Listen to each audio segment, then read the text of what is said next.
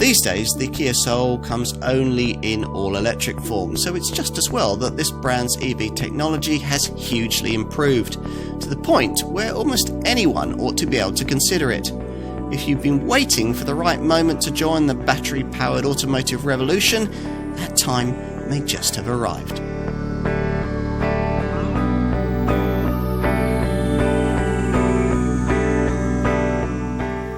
You might think that the full electric car market could be pretty much divided into a couple of kinds of contender. There are the relatively affordable ones, like the Nissan LEAF, developed steadily to the point where its lithium-ion batteries can offer up to around 180 miles on a good day.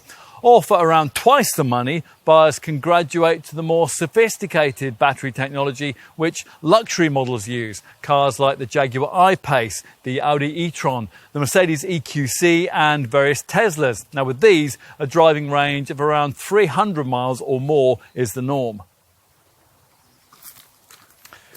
That used to be a reasonable EV buying perspective, but in 2018, the Hyundai Kia conglomerate turned up on the market with a couple of EV models offering the kind of range that you get in a luxury EV for the kind of price that you pay for a more affordable one, namely the Hyundai Kona Electric and the Kia e-Niro. This pair followed a year later by the car that we look at here, the Kia Soul EV. Prior to this car's introduction in late 2019, we'd already had two generations of Soul, the original one appearing back in 2008 when it was one of the very first stylised compact crossovers, predating even the Nissan Juke. Its second generation successor, launched in 2014, attempted to move the game on by introducing the option of an all-electric drivetrain alongside combustion power. But with the electric EV version, the battery range was restricted and the styling was somewhat awkward. Undaunted, Kia has regrouped and drawn on more sophisticated electrified technology, which it feels far more confident about. So much so that it's decided that this third generation Soul model should only be available in full EV form. What's it like? Well, let's find out.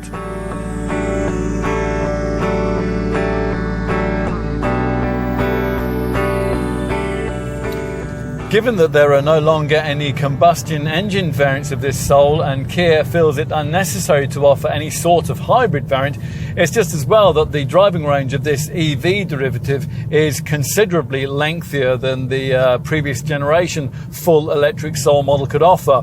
It's up from 132 to 280 miles, which has brought this car into play with a much wider cross-selection of buyers. It shares its 64 kilowatt-hour battery pack, its electric motor and its drivetrain with another Kia, the e-Niro, and with Hyundai's Kona Electric too. Unlike those models though, you don't get the option of a lesser 39.2 kilowatt-hour variant with a lower driving range and a commensurately lower price. Still, the 64 kilowatt-hour version is the one that you'd ideally want, and with 201 brake horsepower, it offers virtually identical performance to its two Korean cousins, making 62 miles an hour from rest in 7.6 seconds en route to 104 miles an hour. The suspension has been carefully worked on to try to deal with the effects of this car's rather prodigious 1,757 kilo curb weight. Not enough to make this car feel anything like a satisfying steer through the bends though. The rather vague steering doesn't help either. As with the e-Niro, the most impressive aspect of this Soul's powertrain lies with its adjustability, and that's thanks to the provision of a couple of different driving modes, normal, eco, eco plus and sport, and the ability to change the amount of regenerative charging that the car develops under braking. Now this regenerative setup can be controlled through steering column mounted paddle shifters just here, and once you've adjusted to that, it's really very straightforward to use.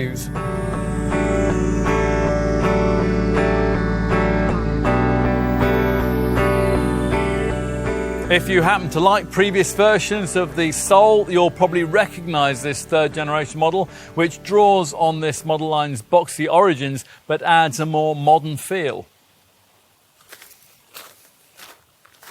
At the front, this Soul's urban crossover design theme has been enhanced with sharp, full LED headlamps integrated into this upper brow, which extends across the front. There's now a solid central panel in place of the usual grille, and just below, set off to the right, the charging socket is housed behind this small flap.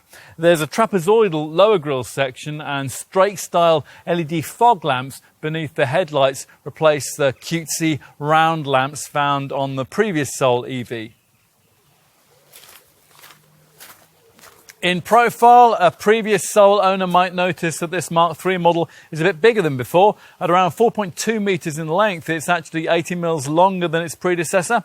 It's also 1605 millimetres high and 1800 mils wide, which makes this Mark III design a full size larger than the 2008 original. The windows taper towards the rear of the car, and there's this rather fussy C and D pillar arrangement flowing into that branded upper panel. A unique 5-spoke 17-inch alloy wheel design also features. The rear now features an LED light strip that wraps almost all the way around the rear screen, but it also draws on the design of previous models by retaining this island of bodywork in the tailgate.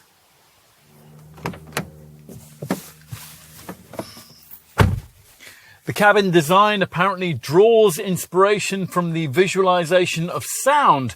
Now, we're not quite sure what that means, but it probably explains the prominence of the signature tweeter speakers, which bookend the dashboard. Now, these are part of the Harman Kardon premium audio system, which typifies the high standard of spec, hence this black leather upholstery, at least with this very top model anyway, which was the only one which was available at the time of this test in mid-2020. You'd expect the interior of an electric car to be fully digitalised, and sure enough, that's what you get here.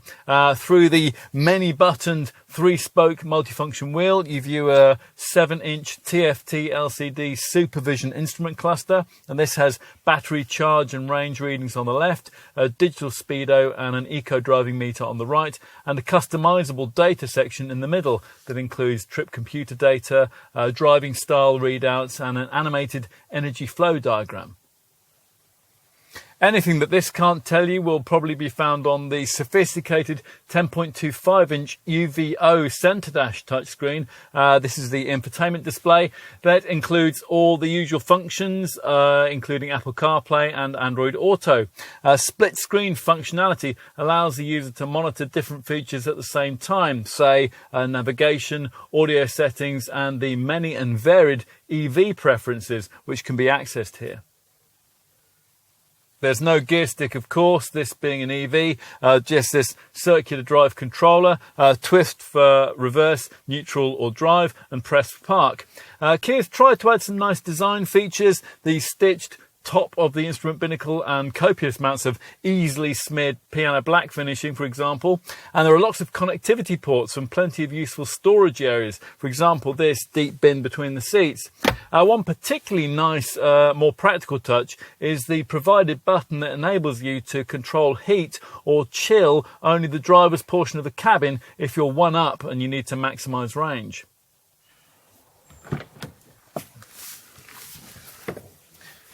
The rear seat benefits from this Mark III model's 30mm increase in wheelbase length and the Soul's boxy dimensions, and that makes this rear bench feel far more spacious than more conventionally styled comparable compact hatches with a similar roadway footprint.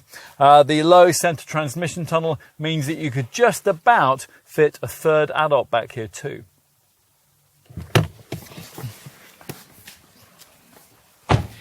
A little surprisingly, given this car's squarical looks, boot capacity isn't as much as you get in this model's Kia e-Niro cousin, 315 litres as opposed to 451. But it is a very versatile space with practicality that's aided by this adjustable height boot floor.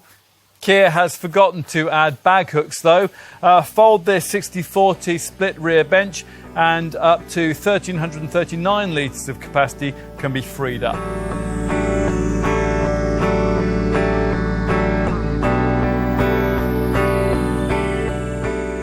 At the time of this test in mid-2020, the only version of the Soul EV available was the plushly specified first edition version we're trying here, which comes fully loaded with extras, but costs just over £34,000 once the government's £3,000 plug-in car grant has been deducted. So basically you're looking at a similar amount to that you'd have to find for plusher 64 kilowatt-hour versions of the mechanically identical Kia e-Niro and Hyundai Kona Electric, or indeed for the uprated E-Plus version of the Nissan LEAF that you'd have to buy if you wanted to match this Soul EV's driving range.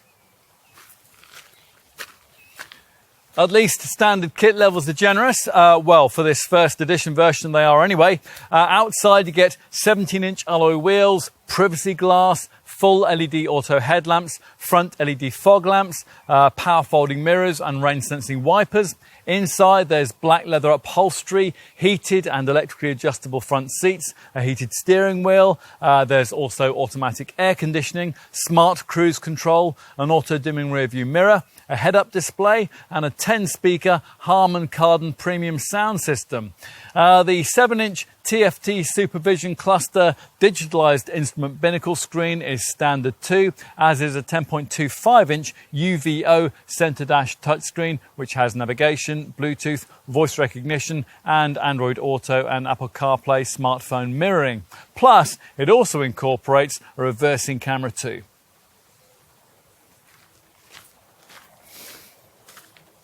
You also get plenty of camera safety tech. There is, of course, autonomous braking. Kia calls its setup forward collision avoidance assist, and this is complemented by a lane keeping assist system, a lane follow assist setup, which will help you in traffic jams, and blind spot detection, which stops you from dangerously pulling out in front of another vehicle. There's also high beam assist, driver attention warning as a guard against drowsiness, and rear cross traffic alert, and that will warn you of oncoming traffic when you're reversing out of space. Plus all the usual airbags and electronic systems for stability, braking and traction control.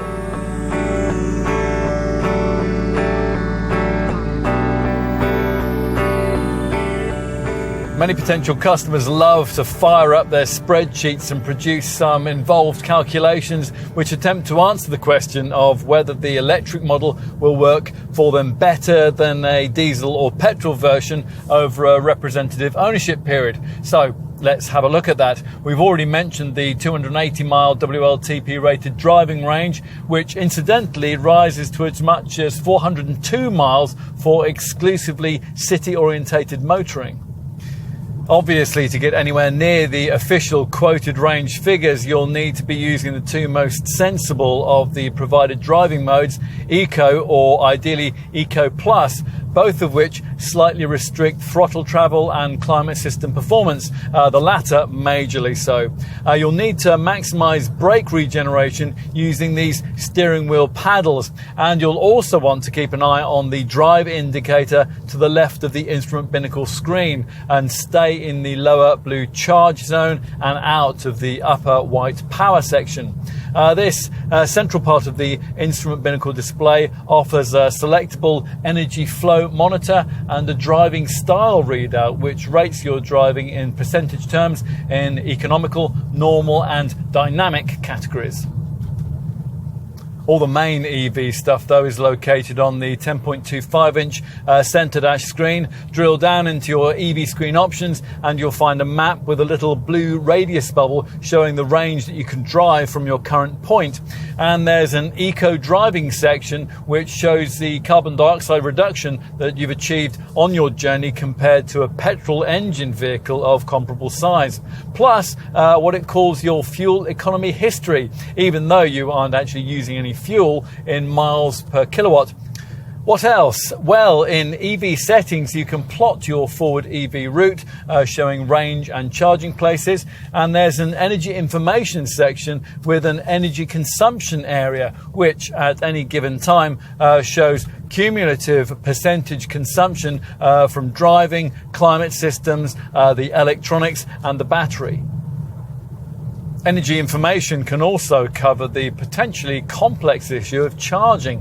Now, this area can show the charging times necessary to replenish the battery with either a DC charger, an AC charge station, or an AC portable charge station. Talking of charging, there is a charge management screen section which allows you to set your own bespoke charging times to benefit from off-peak electricity tariffs and to set charging limits and charging current levels. You'll want to know about how this Soul EV's charging times stack up to segment standards. Well, pretty well as it turns out. It is possible to replenish this model's lithium-ion cells with a charge of up to 80% in just an hour and a quarter. That's providing you have access to a 50 kilowatt DC fast charger. If you haven't, then a 7.2 kilowatt home wall box will recharge a Soul EV completely in 9 hours 35 minutes, which, to give you some idea, would use around £9 worth of electricity at current rates. If you're somewhere where you only have a normal 3-pin plug from a 220 volt AC power supply, it'll take a yawning 31 hours to charge the car up completely. If you can find a fast charging 100 kilowatt charging station, the battery can reach 80% of charge in only 54 minutes. Servicing costs will be low. After all, with this Soul EV, there's no starter motor or alternator to go wrong, no drive belts to break, and no particulate filter to get clogged up with diesel fumes. The car will need a routine checkup every 12 months or 10,000 miles, depending on which comes around first. And you can budget ahead for garage visits by opting for one of the Korean company's fixed price service plans. There is the usual impressive 7-year Kia warranty too, but insurance, that's up at group 34.